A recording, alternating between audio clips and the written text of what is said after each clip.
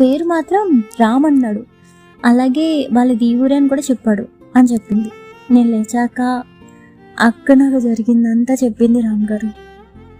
ఏదోలా మీకు థ్యాంక్స్ చెప్పాలని, మిమ్మల్ని కలవాలని చాలా ట్రై చేశాను. కానీ ఎంత వెతికినా మీరు నాకు ఎలా ఉంటారో తెలియదు కాబట్టి కనబడలేదు. మిమ్మల్ని చూసిందల్లా మా అక్క వాచ్మెన్ వైఫ్ అంతే. అక్కకి 10 months బ్యాక్ మ్యారేజ్ అయింది రామ్ గారు. ఇదిగో మీ ఎదురే అపార్ట్మెంట్స్లోనే ఉంటుంది. మిమ్మల్ని 5 months బ్యాక్ చూసింది ఇక్కడే. కానీ మీరు కాదు అని ఫుల్గా కనుక్కుని మీరని ఫిక్స్ అయ్యాక నాకు కాల్ చేసి చెప్పింది. నేను ఇంకా అస్సలు వెయిట్ చేయలేకపోయాను రామ్ గారు, వెంటనే వచ్చేసాను అని చెప్పింది. అప్పుడు రామ్, ఓహో అవునా, ఓకే, ఇప్పుడు నువ్వు చెప్తుంటే నాకు గుర్తొస్తుంది. ఓకే, మరి తెలిసాక కూడా ఎందుకు ఇలా నాకు తెలియకుండా ఇదంతా చేస్తున్నావు అని అడిగాడు. మీరెవరో కూడా చెప్పకుండా నాకు ఎలా హెల్ప్ చేశారో నేను కూడా అలాగే మీకు నేను ఎవరో చెప్పకుండా హెల్ప్ చేద్దాం అనుకున్నాను రామ్ గారు.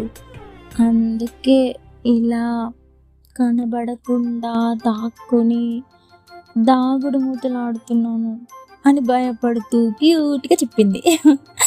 రామ్ వెంటనే నవ్వేశాడు. అది చూసి అమ్మాయి, అమ్మయ్యా నవ్వేశారా, థ్యాంక్స్ అండి అని చెప్పి షేక్ హ్యాండ్ ఇచ్చింది. రామ్ అప్పుడు మీ పేరేంటండి అని అడిగాడు.